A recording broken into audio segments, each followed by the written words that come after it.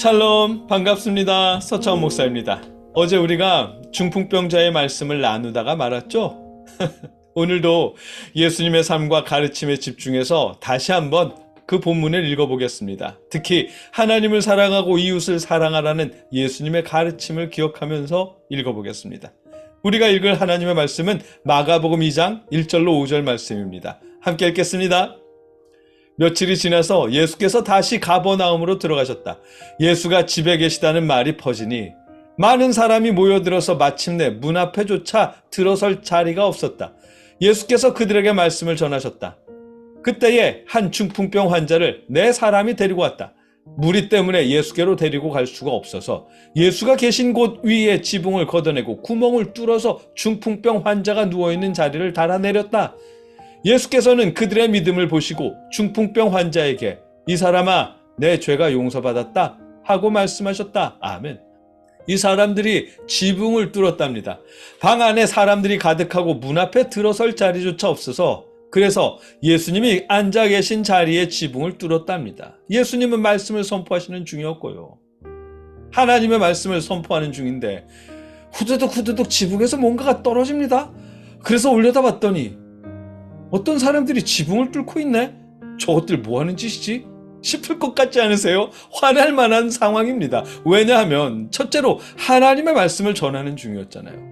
이 사람들이 방 안의 사정을 무시하고 지붕을 뚫는 바람에 그 일을 방해받았습니다. 둘째로 새치기 하는 중이잖아요. 문 앞에까지 줄 선 사람들도 병고침 받고 싶어서 모인 사람들이거든요.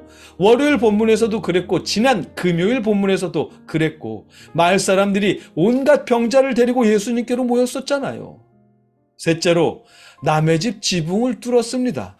기와를 드러내고 그 밑에 지붕을 뚫었답니다. 상상만 해도 화가 날 일이에요. 얼마나 무례하고 이기적이고 못돼 먹은 행동이에요 이게.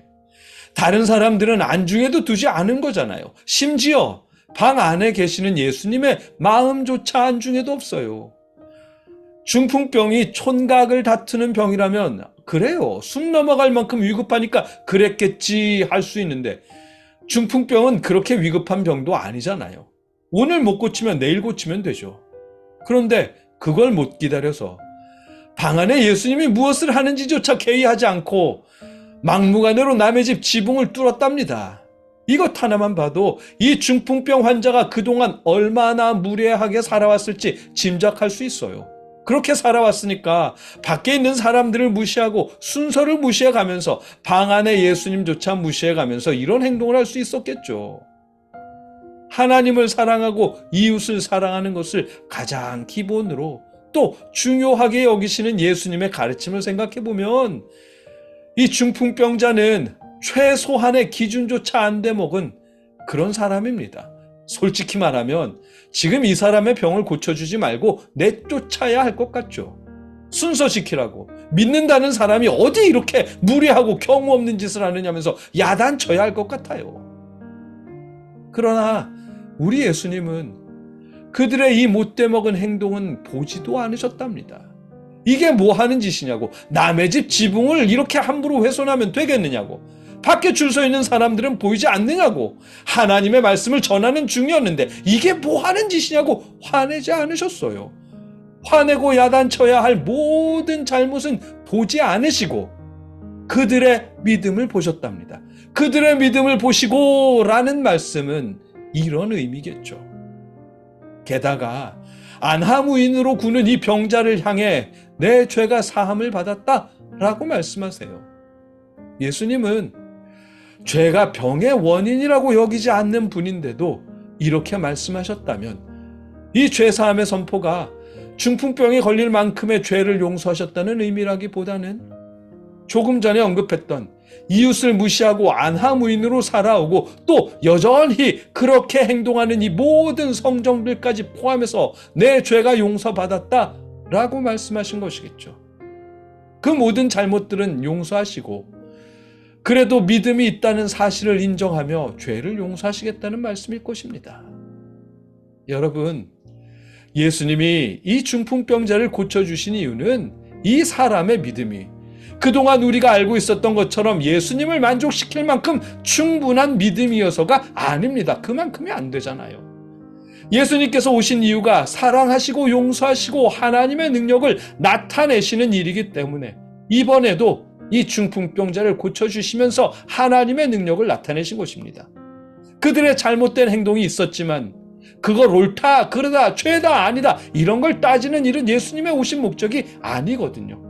예수님은 하나님의 사랑을 전하고 우리를 대속하러 오셨습니다. 그게 예수님이 오신 목적이고, 그래서 이 사람들의 잘못된 부분을 충분히 아시지만 그럼에도 그들의 잘못된 부분이 아니라 그들의 믿음을 보시고 용서하시고 치유하신 것입니다. 이 모습이 우리가 믿는 좋으신 예수님의 모습입니다. 예수님 앞에서 믿음이 부족할까 두려워하지 마십시오. 그 마음을 품었다는 것 자체가 이미 여러분에게 믿음이 있다는 증거잖아요. 예수님은 그 믿음을 보십니다. 여러분의 부족한 모습이 아니라요. 그러니 사랑하고 용서하시는 예수님의 품을 의지하십시오. 예수님이 보시는 것은 믿음이지 그 믿음의 총량이 얼마나 많으냐가 아닙니다. 여러분의 허물보다 여러분의 믿음을 보시는 주님을 의지하십시오. 오늘도 이 좋은 예수님을 의지하며 평안을 누리시길 주님의 이름으로 기원합니다. 함께 기도하겠습니다. 사랑의 아버지 하나님, 무례한 자의 무례함 대신에 그의 믿음을 보시는 예수님을 만났습니다. 이 좋으신 예수님을 우리가 오늘의 삶에서 만날 수 있도록 역사하여 주시옵소서. 예수님의 이름으로 기도드립니다. 아멘.